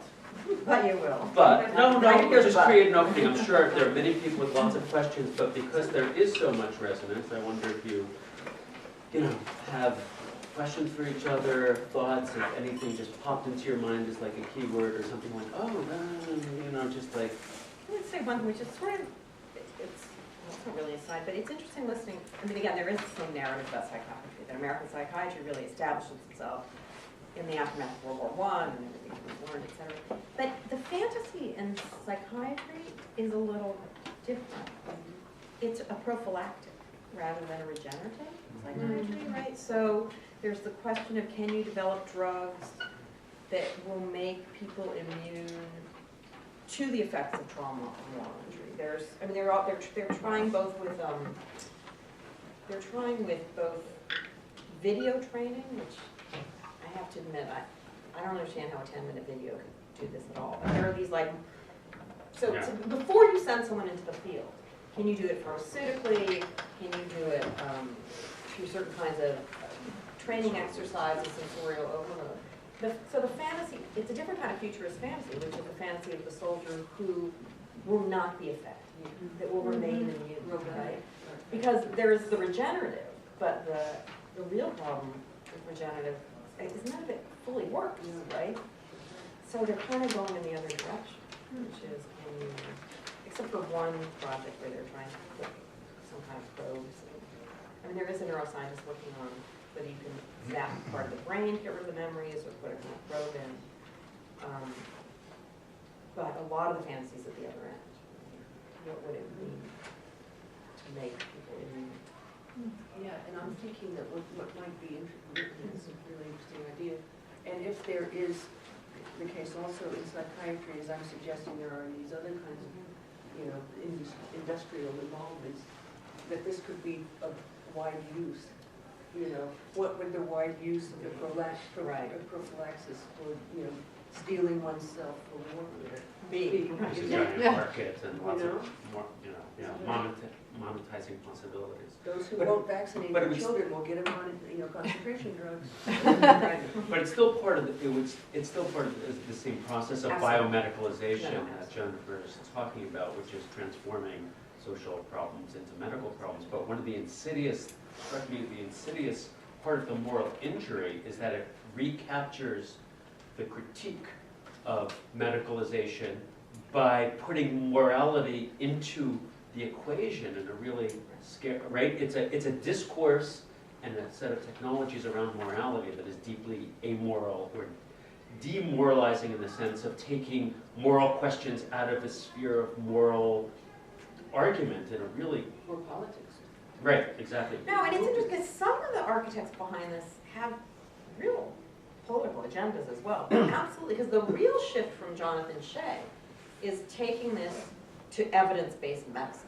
So it's exactly it, right? Yeah. So you're talking the moral, but in no way that we would recognize as a kind of moral philosophy often, because it's just bottomed out, right? It's kind of it's bottomed out and it's moral and critical implications. So I think that's absolutely right. So one of my questions, I'm thinking about this, is where that moral, I mean, there's a kind of when you're describing something that is so evacuating of the moral, it is, you know, you're describing that process. But of course, there are moral questions right at the center of both of these. I mean, wars and their attachment to war, injury, real perpetration, those disappeared bodies. So I don't know what the question is, but I just kept thinking, so where is this moral, where do we turn for a moral slash political, not a depoliticizing moral language, but like, would psychoanalysis be different from medical psychiatry? Would, even though you had a very strong and intelligible and persuasive critique of the kind of theological assumptions, but religion is not, you know, where I mean, there's this kind of like the edges, I mean, and I believe that a lot of these people are, you know, liberal or concerned with care or anti-war and all, right, not just the kind of war profiteers you're talking about, and yet the kind of the edges of where a moral life or a critique or something could exist just seem to be. I have an idea about that, but it does not lie. I feel like a lot of the hand-wringing about moral injury, and you played it out so well, that's super helpful. And I think that elision of the Vietnam War is just so striking, you know. But I wonder, you know, I think these are narratives that at least when they circulate popularly, tell a nation how it's supposed to feel, or you know, it is not the entire one, but a choice segment of the nation is supposed to feel sympathy for these who are morally injured, but that absolutely symptomatic line drawing that this will not extend beyond the cherished and vulnerable selves that have come back from war. It seems like to go to the political, I mean, something as simple as noting that these psychological injuries that may exist in the actual war zones are absent from this discussion. Even that's radical to introduce. Do you find that? Well, I think it's really interesting because and again, I'm much earlier in this project than you are in yours, so I've been sort of thinking about one of the things to go to the humanities, right? So if you read the sort of history of, you know, well, first of all, what's really interesting about sort of the history of psychiatry vis-a-vis the question of trauma is there are the books that go through the books that give a history of military psychiatry, and the books that give the more sort of World War I that kind of touches on, but really World War II and forward, the survivor, right? And Robert Lifton's Conflict Against the Desperation of Survivors. But they're almost written as separate histories. And the fact that military psychiatry was foundational, and then it keeps, that for me, one of the questions is, it's not clear to me. It's not clear to me medically, and again, for me, it comes from a different thing. It's not clear to me that civilians and soldiers suffer the same thing in war. And yet that was an assumption, I mean, that you can even put that psychological, I mean, it must be a Venn diagram. I mean, I was served as a civilian in the Civil War.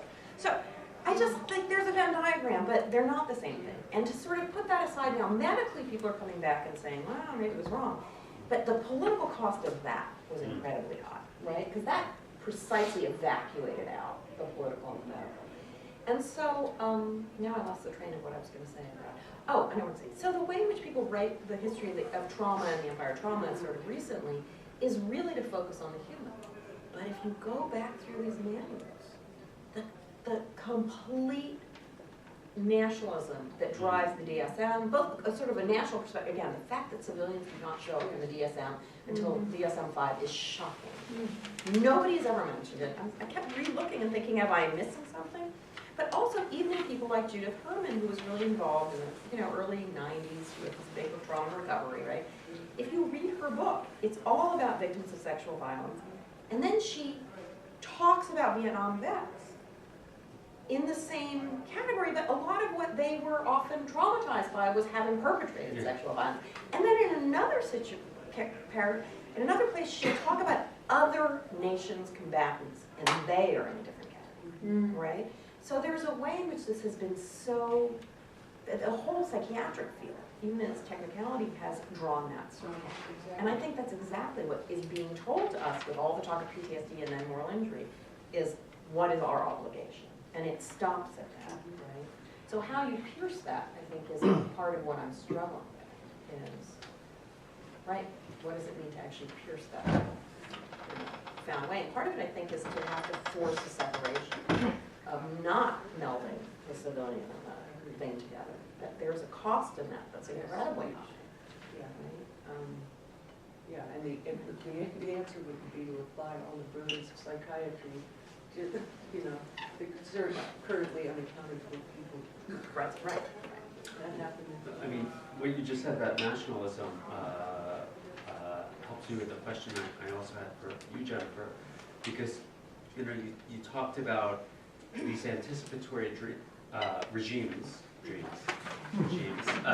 like capitalism, have to constantly expand. And then you told us what seemed to be a story about capitalism. So if it's not like capitalism, if it is like capitalism, capitalism is part of it, and you describe this process, like, so what's, but, you know, maybe that's part of, you know, so one question was how do you account for this propulsion, the dynamic for expansion, if it's not, You don't say if it's like capitalism, but, yeah, capitalism is not an analogy here, it's a constitutive it's a element, piece of, but it's not. it's not the whole thing. Yeah, and so I've got to work that out. Could you add to it a little bit, some of the other pieces? You notice I didn't use the word imperialism, Mhm.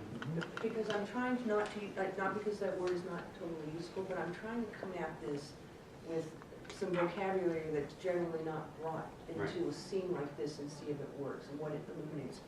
But the expansionism, at the risk of sounding a little simplistic, there's war profiteering that happens in the level of biomedicine that's remarkable.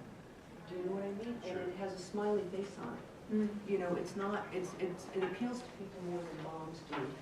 You know, Well, so. the Boston Marathon. But it's the same That's thing. where it really came out, right? All these prosthetics that were developed for the, right? I mean, that was narrated to the public, very much in the terms you're saying. Yeah, and so I do think there is a remarkable advantage. Expansion, you know, if there's also an apocalyptic imaginary going on here too, of trying to, you know, get a hold of the world before it all deteriorates. There was a question. Well, you have time for us? Sure.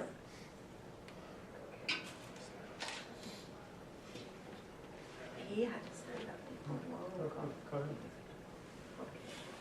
Okay. I'm just thinking that while capitalism isn't the all, that the interconnection between war and capitalism is so deep and so historic and so old that you want to look at that more. And I thought your discussion, Jennifer, of reparative medicine and biogenics is interesting. It's an expansion of work like Melinda Cooperson, Eugene Beckers, and people like that. It's very interesting. I'm personally very interested in it.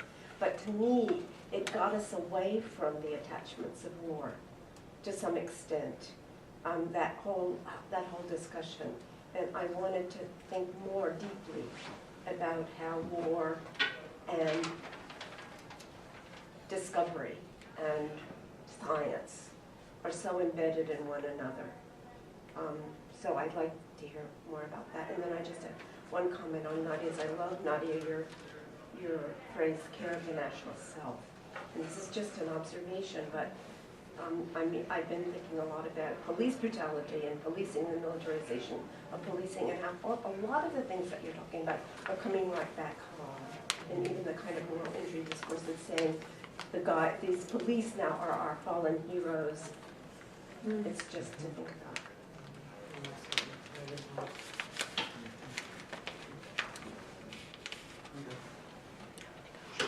So, thank you very much. Nadia, I have a question. I have two questions for you. One simple and maybe one not so simple. Simple one. Now I won't be able to answer simple questions.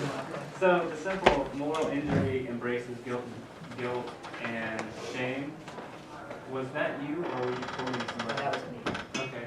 They're still talking in the language of shame, definitionally, but then when you see, like when they devise, when you have long, like you don't just read the papers, you have longer conversations and you look about the treatment protocols they're working on, it's kind of, the guilt is really very primary, actually, but less formal, like in practice and sort of, anyway. So the more complicated question, and you kind of touched on it a second ago, but in reading Jonathan Shea's The Killings of Vietnam, 1994, I was really kind of struck by the experiential accounts of the soldiers, which is kind of what he put forward. And he laid out the categories of moral injury in a very narrative, phenomenological format. And then looking at the more recent stuff, which is, like what you described as like scientific or empirically based, it seems like they brought it firmly in the realm, not so much as just like a phenomenon or experience, but something that is very much centered in military, like almost like a proprietary thing. This is our construct. I'm curious to what extent you think there's applicability of going outside of that kind of proprietary range. This is just a military thing, or how do you feel about other organizations that might be similarly structured to the military, that might bring about the same kind of moral conflicts with people also having the same sort of phenomenological experience of moral conflict? Okay, so let me start there. It is, you're absolutely right. I mean, Shea, it's a literary read. And it's interesting in that way because, he operated in a tradition of psychiatry that was still much more tethered to the psychoanalytic. And not the strictly psychoanalytic, but the psychodynamic, which was true of Lifton, Haim Shatan, all the people that were key to putting this in. But the thing that's, so I had a long meeting with one of the key architects of this. And he actually is really critical of the over-medicalization of trauma and PTSD. But I think the thing to keep in mind is they can't do anything in the VA or the DOD without producing data. That the evidence-based medicine, that it's all about evidence-based medicine. So one of the other struggles people in the VA have is there are only certain protocols that are approved, right? You can do a certain version of CPT, which is 12 sessions. You can do a certain version of prolonged exposure therapy, and they're really bound to it. So I think the structure of both funding and the ways in which you can literally only practice certain kinds of medicine, it has to be approved. So there are also trials on mindfulness, but they're clinical trials, right? That I think that's the rock in the hard place, right? So it doesn't mean that people aren't interested in the deep phenomenon. In fact, what has brought them to it is soldiers' accounts of their own phenomenological experiences that don't square with what they were supposed to be experiencing, right? But that is not really a possibility for treatment. But the other thing, which is a different piece, what's really interesting is Jonathan Shea's framing of responsibility, right? And that was true of Lifton, and that was true of Peter Marin and all these people, is a kind of human concept, right? That there is something about war that violates, about fighting, combat, that really violates a very deep human proclivity against, right? A loss of, right? It comes from that literature. But in this account, a lot of it becomes about military culture, right? That's the other thread that I haven't really full, that, there's a whole move towards culturally, what's it called? Culturally sensitive medicine. That's not exactly the right word. But which, by the way, I was in the APA archive. Arthur Kleinman writes one of the first letters to the APA saying you have to pay attention to culture. But it's now been appropriated, from that side. The military, there's all this cultural competence training for psychiatrists and psychologists treating military vets or active duty soldiers. And so this gets framed there, and then it actually takes on a very particular framing around trauma, which is the combatant as the witness for war. They know the truth of war, right? If you don't know it and you haven't been there, and it's even in the hurt locker, the psychiatrist finally goes outside the wire and he gets killed. He doesn't know what he's doing. Now, there's no comparable discussion in psychiatry that if you have not been raped, you cannot treat a rape victim. But there's, again, that truth of the witness, which comes through the Holocaust in complicated ways, but is now the combatant. And that's another way that one squares the circle of war. So I'm not answering your where else to travel. It's being configured around this very particular thing. But that's also an epistemology that evacuates morality right there. It's like there's no room for critique anymore if you're not. If you were not there. Yeah. Right. But now it's the combatant. It's not the victim. Right? Or whatever that distinction means. So, on the categorical level, I've noticed that in a lot of social psychology, there's a lot of constructs that are coming up that seem to be addressing the same things, like concepts like institutional betrayal, administrative evil, all these kind of like things are touching on the same In points. clinical psychology? Social In psychology. social psychology. Oh, actually, that's really interesting, actually. Okay. And you had been speaking about like the Venn diagram and Right. how far can this construct travel before it loses its impact. And I should do that, absolutely. That's interesting. Hi, I enjoyed both your papers very much, and they resonated a lot with what I work on. I'm writing up a dissertation on resilience training in the military, so I did a lot of field work with veterans as they were going through resilience training, and I completely agree that it is this attempt to create very institutionalized prophylaxis against, it's almost like this adaptive disclosure therapy, but Before the event. yeah.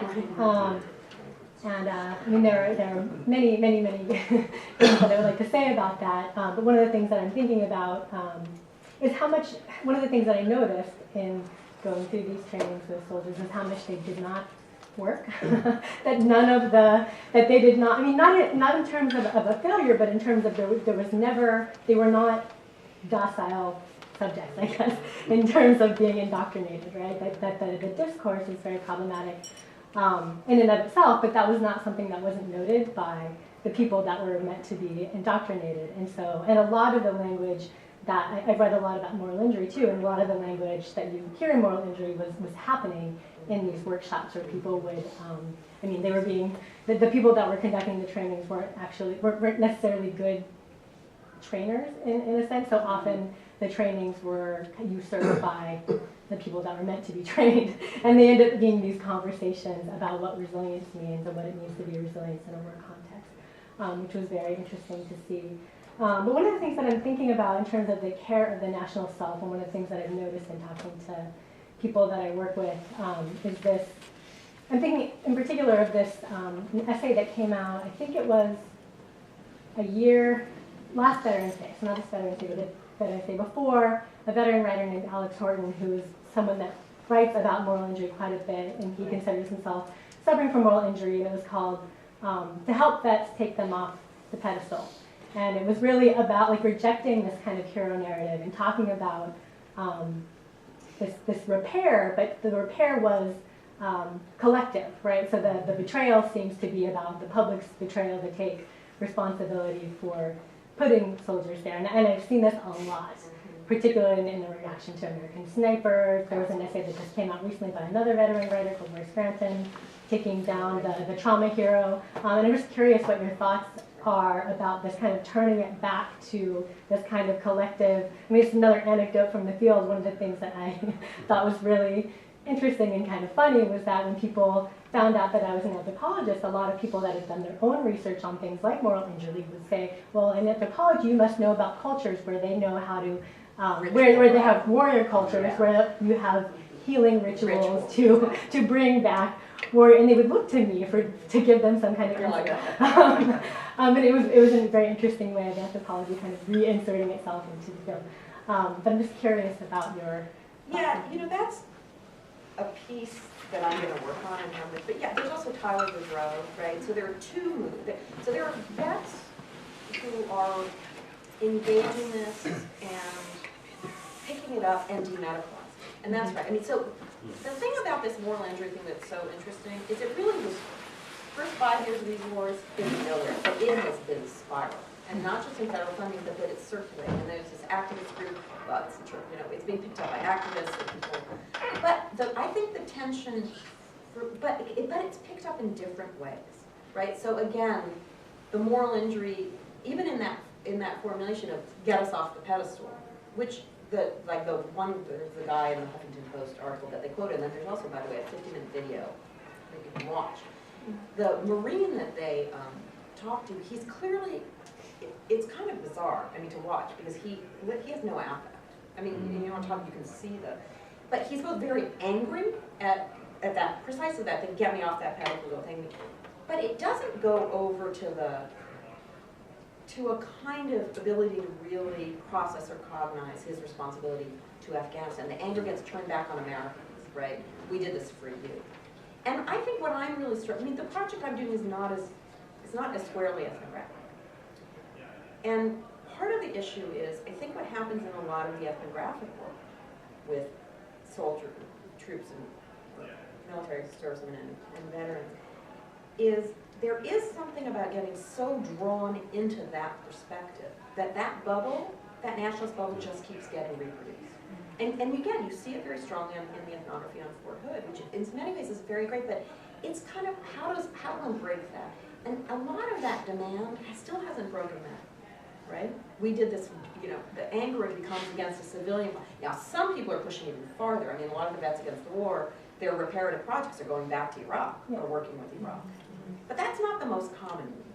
The most common move becomes a kind of push back and forth between you civilians and us, right? And I think it's more complicated than it's a, you know, an economic drought, blah, blah, blah, blah.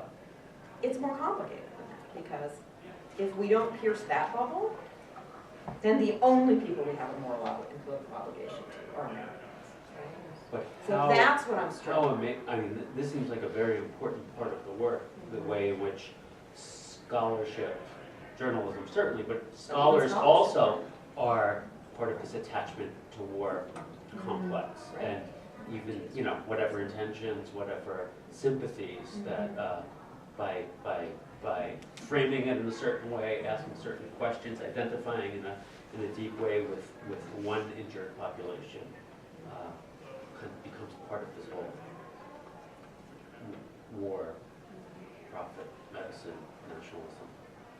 I think in Matrix. particular, the sentimental requirements, I'll put it that way, Yeah. to do field work in VA hospitals, you know, it's not to be underestimated. I don't know what your experience has been, but I think there's part of the enlistment to be able to work in those sites as an ethnographer is to make it plain and clear that you have a clear sentimental loyalty to the project of study on the part of the people you're studying. It's really hard to not work within that zone, and I think making war Fort Hood is an example of that. So I think it's a very valuable piece of work by the same renovations here. It is in the bubble, you know. So the field site is really complicated, and it's dangerous to question it as a field site that's not to be understood as a hallowed zone. It's another kind of embedding. Yeah, it is. Yeah. I appreciate the points about the nationalist bubble, but one thing kept echoing from my childhood in your, not only growing up as a little boy playing warplanes, but more, so a place like, you know, Columbia Presbyterian Hospital in the 70s, you'd see news reports that this is where military surgeons go to train. Or, not 70s, so Vietnam's still too close, but say the early 80s. And that's a statement that's almost impossible to think of today. Right? So we've sort of, through spatial reordering and through particular techniques of management of populations, in spite of heightened inequality, it seems that those gunshots have disappeared from certain cities. Maybe in, I don't know, smaller southern cities, that's still going on. I don't know, I don't hear it.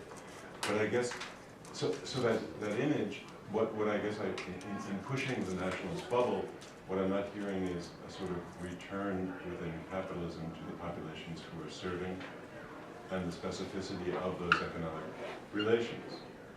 And so I guess I'm just sort of a broad, just an observation. I just couldn't stop remembering that and noticing how that just is so anomalous today. And I'm wondering what you make of that in relation to these particular techniques that seem to have pacified certain U.S. cities, and how you think of that in relation to particular techniques directed at the body or at the soul in war. Something more about individualization as opposed to treatment of a milieu, treatment of a expression of context. You know, I have a different impression of the situation currently. I feel that in many locations, the honor attached to the military surgeon is unassailable at this point, if I'm understanding the story about Columbia. I was asking about honor, I was asking about, it was, gosh, we have no more wars, we only have little How are they going to Grenada. learn how to deal Send with them to inner combat? city Send Philadelphia. them to the inner city. Right. But you know, Yeah. what, I'm not sure I'm Public going to hospital. answer your question, but what, It's not really what it a question. resonates, I see. and what it resonates with me is that, so if you really push people, so why is the Vietnam War not the right model? Well, it was a draft army, they didn't know what they were doing, the whole military was a mess, command was bad.